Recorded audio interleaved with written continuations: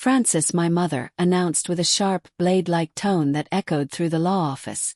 Veronica is deserving of everything. You're worthless and always have been. As she spoke, she stood behind my sister, exuding a confident air, as if she held all the power. I was sitting in a leather chair, my hands resting in my lap, feeling the room shrink around me. Her words weighed heavily on my chest. I'm Judith, 29 years old, and for most of my life, I've been made to feel like the family disappointment, the daughter who never measured up. Veronica, my perpetually favored sister, who is 3 years younger than me, sat primly beside my mother, her perfectly manicured nails tapping impatiently on the table. Though the lawyers were running 10 minutes behind schedule, Frances's excitement was palpable. Rose always knew Veronica was special, she declared, her eyes shining with malicious glee. She's beautiful, charming, everything a grandmother could wish for in a granddaughter. You were just an obligation, a mere afterthought. The familiar sting of her words was there, but a deeper, quiet strength I had developed over years of managing Grandma Rose's affairs kept me composed. The steady ticking of the grandfather clock in the corner marked the time until the moment that would alter everything. Frances had no idea what was about to happen, and I was almost thankful for her cruelty. It would make the outcome feel less like revenge and more like deserved justice. I can't wait to redecorate Grandma's house, Veronica said dreamily, already envisioning her inheritance. Those antiques are so outdated. I'm thinking of a modern, minimalist look, maybe with some of those pricey Italian fixtures I saw in a magazine. Frances beamed with pride. Whatever you desire, my darling. Rose's savings account should easily cover the renovations. $20,000 goes a long way if you're smart about your spending. As I listened to them make their plans, I felt like an outsider in my own family. They spoke about Grandma Rose's home, her jewelry, and her modest savings with an air of entitlement and certainty. They never once mentioned the 3 years I had dedicated to visiting Rose every Tuesday and Thursday, helping with her paperwork, listening to her stories, and learning about the business investments she had deliberately kept hidden from my mother's gambling addiction. When the doorknob turned, I sat up straight. The lawyers had arrived, carrying briefcases and wearing solemn expressions that hinted this reading would be anything but routine. Frances smoothed her hair and adjusted her jacket, ready to claim what she believed was rightfully Veronica's. What my mother failed to grasp was that Grandma Rose had been far more observant and infinitely wealthier than anyone in our family had ever imagined. The months leading up to this day were a carefully choreographed dance between my grandmother and me, a dance my mother and sister were too self-absorbed to notice. Every Tuesday and Thursday for the past 3 years, I had made the 45-minute drive from my downtown Minneapolis apartment to Grandma Rose's modest suburban house. My mother and sister thought I was simply providing companionship and helping with chores. In reality, our visits were far more intricate. Rose would brew her signature chamomile tea, settle into her armchair, and we would begin to discuss her little projects, business investments she had been making for over 2 decades. Most people saw Rose as a sweet, elderly woman living off Social Security and a small pension from her late husband's factory job. The truth was, she held controlling interests in 5 different companies, ranging from a thriving catering business to a profitable real estate development firm. Frances has a problem, Judith, Rose had confided in me early on. I've watched her gamble away 3 inheritances over the years. Her father's life insurance, the settlement from her car accident, even the money I gave her for Veronica's college fund. It all vanished into those casino machines. I had long suspected this, given Frances's frequent trips to nearby casinos, her sudden mood swings tied to financial stress, and her constant requests for money from Rose. What I hadn't known was the extent to which Rose had been meticulously safeguarding her assets from my mother's addiction. I need someone I can trust to help me manage these investments, Rose had said, sliding a folder across her kitchen table. Someone who won't see dollar signs and lose sight of their responsibilities. The folder was filled with corporate documents, financial statements, and partnership agreements valued at approximately $15 million. For decades, Rose had been silently building this business empire, reinvesting profits and expanding her holdings while maintaining the facade of a simple retiree. She had chosen me as her successor not out of favoritism but out of necessity. Francis's gambling debts had put creditors on alert, and they were already looking to collect on Rose's estate after her death. "Your mother thinks I only have 20,000 in savings and a house worth maybe 150,000, Rose had explained with a small smile. Let her keep believing that. These businesses need to be protected from her creditors, and more importantly, they need someone who understands their true worth. For the next 3 years, I absorbed every detail of Rose's investments, met with corporate attorneys, and ensured the business succession was legally ironclad. Francis and Veronica had often made condescending remarks about my charity work with Rose, never once bothering to ask what we actually discussed during our long afternoons together. Now, as the lawyers took their seats and began to arrange documents, I felt the full weight of those secret conversations. Rose's plan was about to unfold exactly as she had designed it, and my mother's cruelty would finally come with a price she never could have anticipated. Mr. Harrison, the main estate attorney, a distinguished man in his 60s who had worked with Rose for over 15 years, cleared his throat. He opened the will, his reading glasses perched on his nose, and began to read. Francis and Veronica leaned forward eagerly, while I remained calm, my heart beating steadily. "The last will and testament of Rose Elizabeth Thompson," Mr. Harrison began formally. "I, Rose Elizabeth Thompson, being of sound mind and body, do hereby bequeath my worldly possessions as follows." Francis squeezed Veronica's hand, both of them barely containing their excitement. They had been waiting for this moment for months, ever since Rose's health had started to decline. I watched them with a mix of sadness and resolve, knowing their happiness would be brief but necessary. "To my granddaughter Veronica, I leave my family home at 1247 Elm Street, including all furnishings, fixtures, and personal belongings.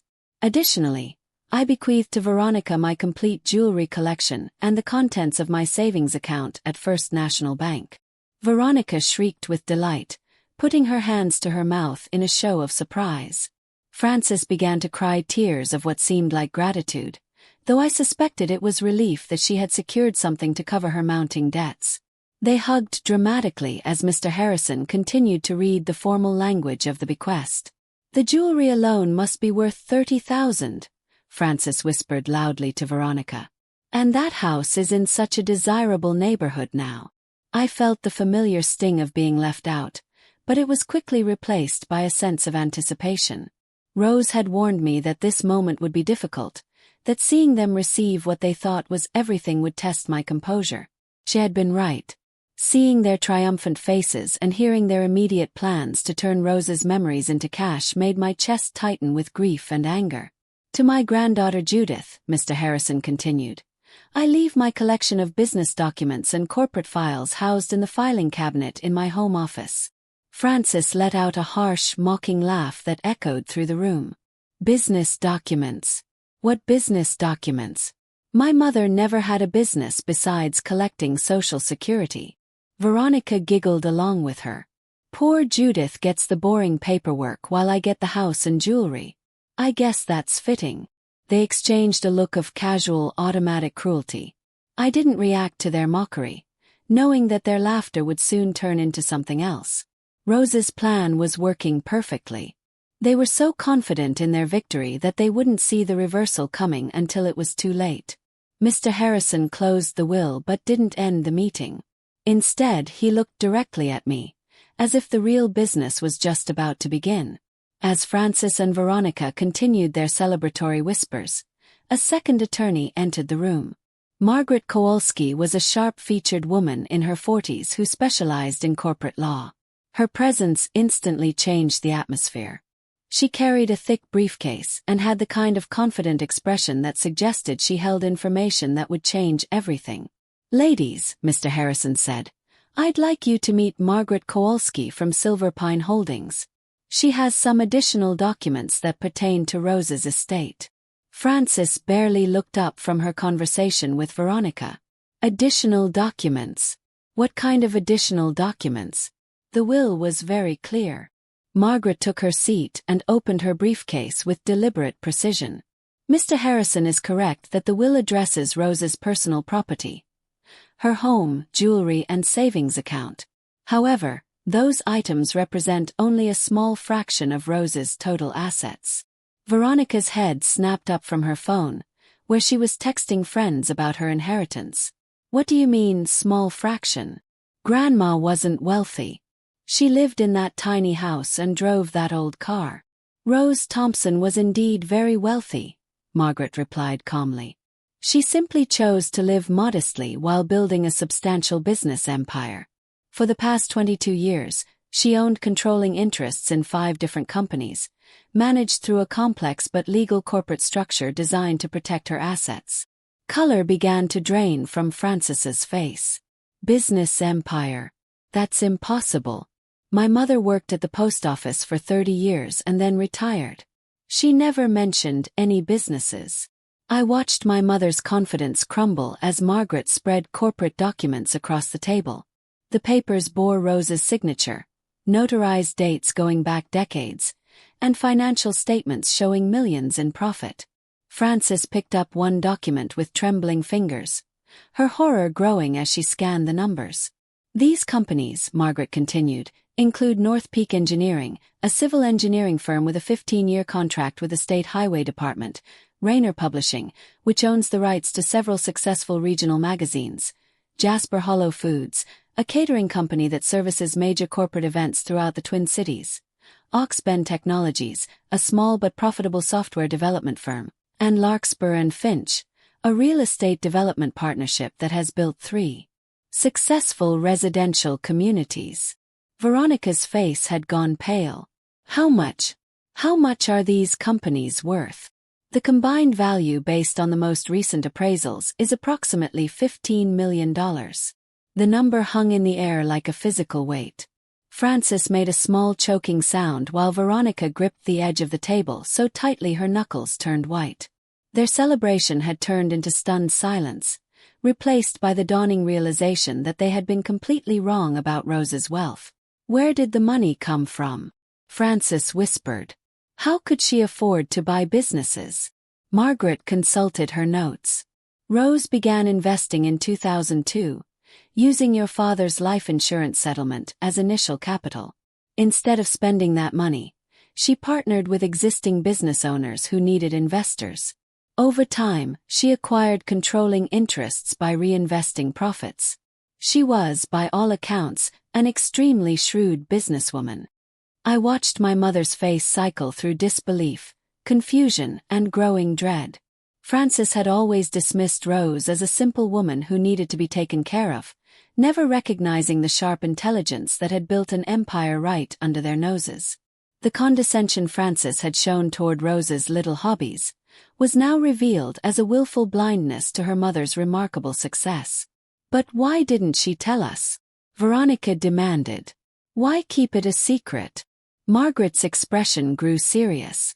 Rose was very concerned about protecting these assets from potential creditors. She had observed certain gambling habits within the family, and wanted to ensure that her business empire would remain intact. Frances's face flushed red with humiliation and rage. The carefully hidden truth about her addiction was now exposed in front of lawyers, documented in files that could never be denied. Margaret reached back into her briefcase and pulled out another set of documents with more recent dates and signatures. Rose updated her corporate succession plan 18 months ago, after careful consideration of who should inherit control of these businesses. Frances lunged forward in her chair. Veronica is her primary heir. The will clearly states. The will addresses Rose's personal property, Margaret interrupted firmly. Corporate ownership operates under different legal structures. These businesses were never part of her personal estate. They were held in trust, with designated successors chosen based on Rose's assessment of their business acumen and financial responsibility. I felt my heart rate increase as the moment approached. For 3 years I had known this day would come, but experiencing it was surreal. Frances and Veronica were about to learn that their assumptions about family hierarchy meant nothing in the face of Rose's careful planning.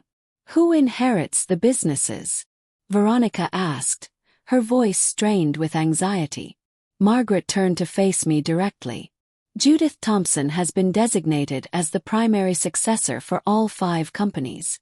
She has been working closely with Rose for the past 3 years, learning the operations and meeting with management teams.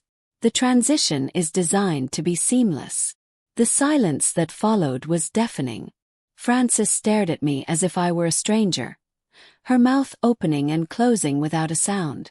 Veronica's perfect composure shattered completely, her face contorting with disbelief and fury. "That's impossible," Frances finally managed to say. "Judith doesn't know anything about business. She's never shown any interest in."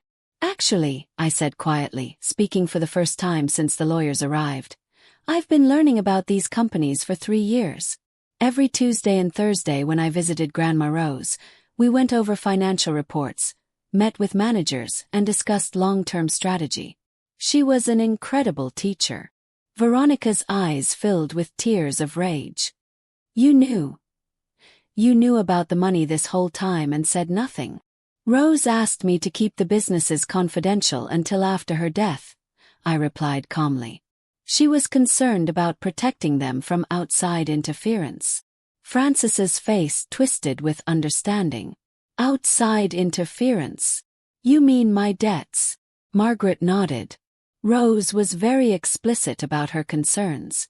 She had observed multiple instances where family resources were lost to gambling debts, and she wanted to ensure that her business empire remained stable and productive. The weight of the revelation settled over the room like a heavy blanket. Frances realized that not only had she underestimated her own mother's wealth and intelligence, but that her gambling addiction had cost her family access to millions of dollars. Her years of condescension toward Rose, her dismissal of Rose's boring conversations about investments, had blinded her to the empire that was being built right in front of her. $15 million. Veronica whispered, as if saying the number might make it less real. $15 million and you get all of it. "I inherited the responsibility of managing these companies," I corrected. "Rose built something remarkable, and she trusted me to continue her work." Frances stood up abruptly, her chair scraping against the floor. "This isn't fair. Veronica is the primary heir. There has to be some way to contest this." Margaret's expression remained professional but firm. "The corporate succession has been legally established for years. Every document has been properly notarized, witnessed, and filed with the appropriate authorities. Rose worked with multiple attorneys to ensure there would be no grounds for contest. The trap Rose had set was perfect in its simplicity. She had given Frances and Veronica exactly what they expected while protecting what truly mattered from their potential interference." Frances began pacing behind her chair like a caged animal, her earlier triumph now a desperate calculation. "There has to be something we can do. Some legal challenge.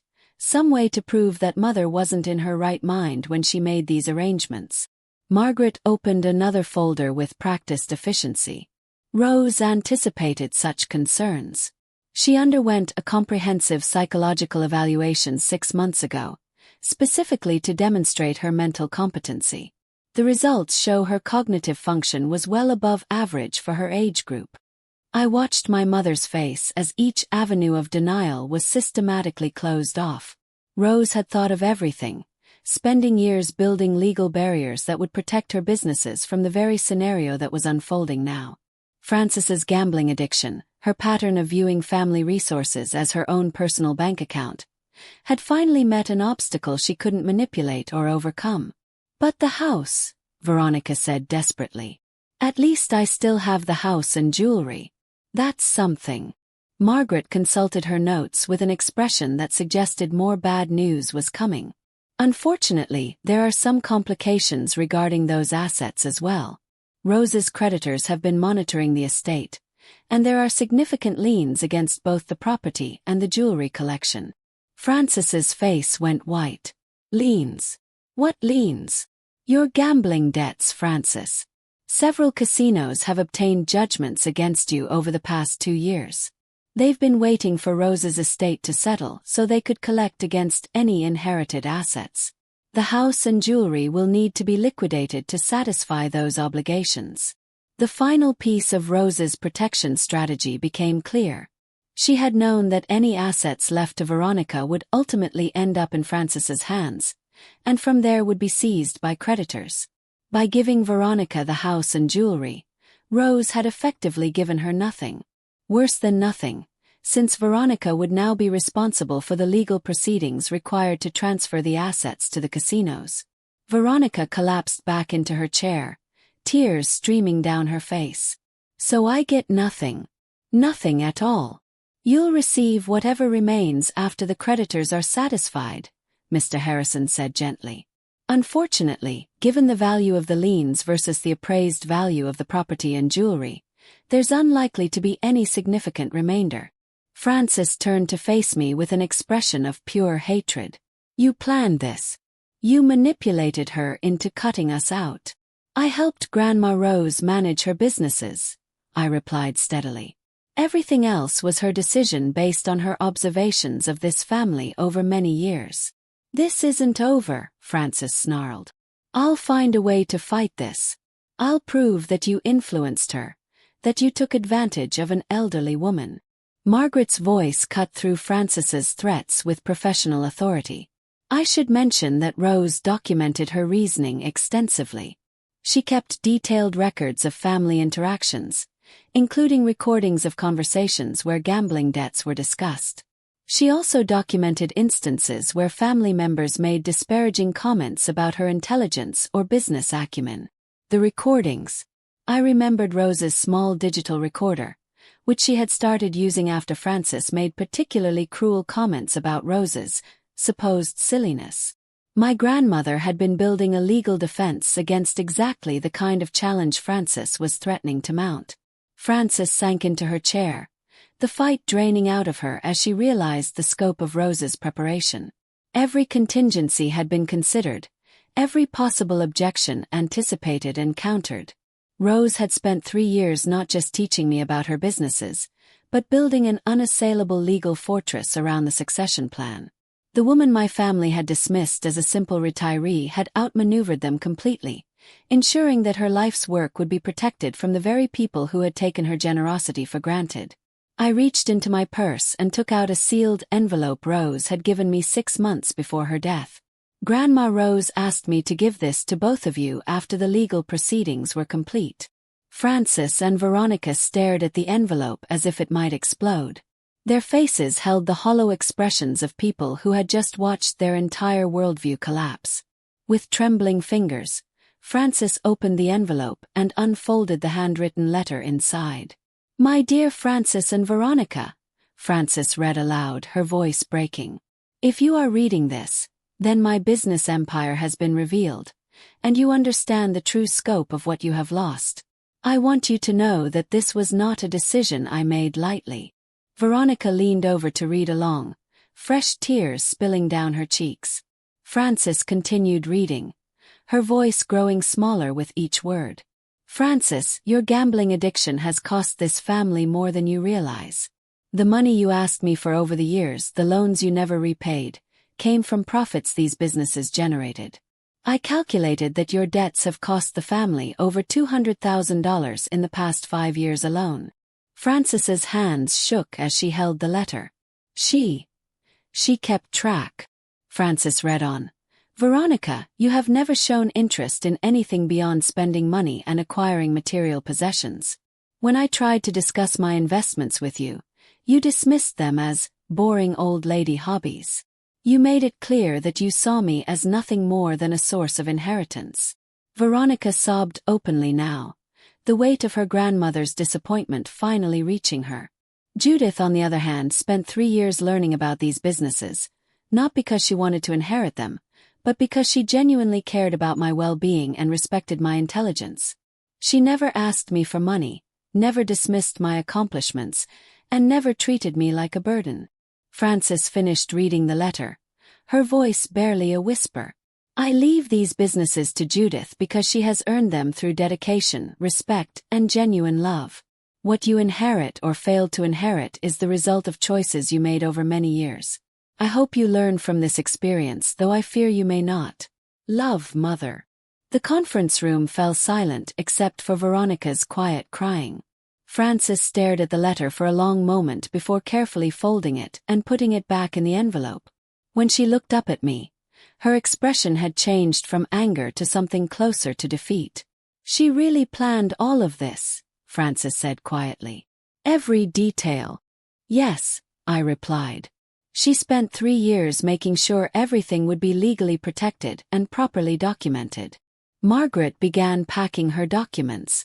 Judith, you'll need to meet with the management teams of each company within the next 2 weeks. The transition plans are already in place, but there are some signatures required to finalize the transfers.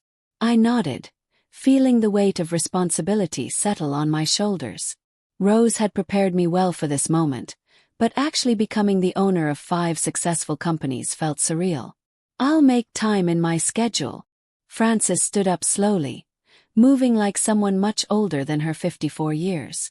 I suppose congratulations are in order. You played this very well. I didn't play anything, I said firmly. I loved Grandma Rose, and she recognized that love. Everything else followed from there. Veronica finally looked up from her hands. What happens now?